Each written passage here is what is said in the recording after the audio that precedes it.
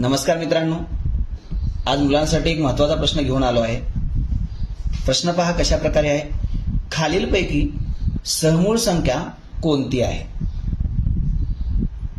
पर्याय 1 नंबर 42 व 78, पर्याय नंबर 2 23 व 115, पर्याय क्रमांक 3 22 व 35, पर्याय क्रमांक 4 31 व 93। हा प्रश्न मुलांसमोर घेऊन येण्याचा एकच उद्देश आहे।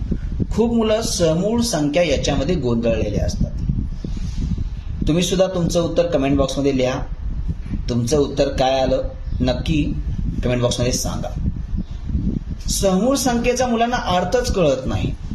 मुलांच्या डोक्यामध्ये एक गोष्ट बसलेली असते, त्यांच्या हा शब्द मूळ संख्या। मुलं एकच धरून बसतात की समूळ मध्ये मूळ संख्या असते। असा कोठेही नियम नाहीये मित्रांनो। समूळ संख्येमध्ये मूळ संख्या असावा असा नियम नाही। समूळ संख्येचा अर्थ असा आहे की त्या दोन संख्यांचा सामायिक विभाजक फक्त एक पाहिजे।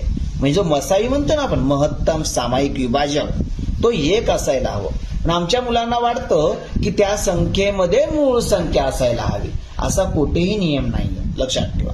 समूळचा अर्थ असा आहे की त्या दोन संख्यांना फक्त एकने भाग गेला पाहिजे, म्हणजे त्या दोन संख्याचा मसाई फक्त एक आला पाहिजे। मग समूळ संख्या कशी शोधायची? आता या ठिकाणी बघा मित्रांनो, पहिला पर्याय आहे 42 व 78। आता या ठिकाणी पहिला नियम आहे समूळ संख्येचा मित्रांनो, दोन सम संख्या समूळ होऊ शकत नाही। पहिला नियम आहे। पहिला पर्याय पास झाला मित्रांनो। दोन सम संख्या कोणत्याही घ्या, त्या समूळ होणार नाहीत, कारण त्यांना 2 न भाग जाणार आहे। आपल्याला फक्त त्या दोघांना फक्त 1 न भाग जाणारी संख्या बघायची, म्हणजे त्या दोघांचा मसाई फक्त 1 आला पाहिजे, बाकी कोणत्याच संख्येनं भाग नाही गेला पाहिजे दोघांना एकत्रित। मग आता दुसरा पर्याय 23 व 115। खूप मुलं मित्रांनो पर्याय क्रमांक 2 अचूक करतात। का बर? तो 23 ही मूळ संख्या आली सर, नाही। नुसतं एक मूळ संख्या येऊन चालणार नाही, मग दुसरी पण मूळ पाहिजे समूळ होण्यासाठी, कारण दोन मूळ संख्यांना फक्त 1 ने भाग जातो एकत्रित मसाई म्हणल्यास। पण 23 जर मित्रांनो इथल्या दिलेल्या संख्येच्या पटीत किंवा पाड्यात पुढची संख्या जर असेल तर ती पण समूळ होऊ शकत नाही, कारण याला भाग जातो। 23च्या पाड्यात 115 आहे, त्याच्यामध्ये समूळ होऊ शकत नाही। आता पर्याय नंबर 3 22 व 35। आता विचार करा, ह्या दोन्ही संख्या एकत्रित कोणत्या पाड्यात आहेत का? एकत्रित 22। काही मुलं म्हणतात सर 11च्या पाड्यात 22 आहे, 7च्या पाड्यात 5, यस 7 35, 35 आहे। मग खूप मुलं म्हणतात मग ह्याला समूळ कसं म्हणायचं? अरे बाळांनो, 22 आणि 35 एकत्रित, दोन्ही एकत्रित कोणत्या पाड्यात आहेत का?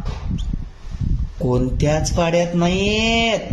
म्हणजे 22 आणि 35चा मसावी 1 आहे, त्या दोघांना एकत्रित भाग जाणारी संख्या फक्त 1 आहे। त्याच्यामुळे 22 आणि 35 ही संख्या सहमूळ आहे, सहमूळ आहे। म्हणजे आपलं उत्तर पर्याय नंबर 3। पोरं म्हणतील मग सर 4 का येत नाही? अरे बाळांनो, 31 जरी मूळ संख्या असली तर 31च्या पटीमध्ये मित्रांनो 93 आहे। 31 गुणिले 3 93, त्याच्यामुळे सहमूळ संख्या ही पण नाही। म्हणजे आपलं उत्तर आहे पर्याय क्रमांक 3। सहमूळचा अर्थ कळला का बाळांनो? प्रश्नाचा अर्थ समजून घ्या। सहमूळ वेगळं, याला दुसरा शब्द आहे मित्रांनो सापेक्ष मूळ संख्या। सहमूळला अधोरेखित करून ठेवा, महत्वाचा शब्द आहे, सापेक्ष मूळ संख्या म्हणतात मित्रांनो। समूळ संख्येचा अर्थ तुम्हाला कळला असेल तर नक्की कमेंट करा, व्हिडिओला लाईक करा आणि इतरांना शेअर करा। आणि अशा सोप्या सोप्या ट्रिक्स यूट्यूबवर विजयकुमार नरवणे सर या यूट्यूब चॅनलवर पहा। धन्यवाद।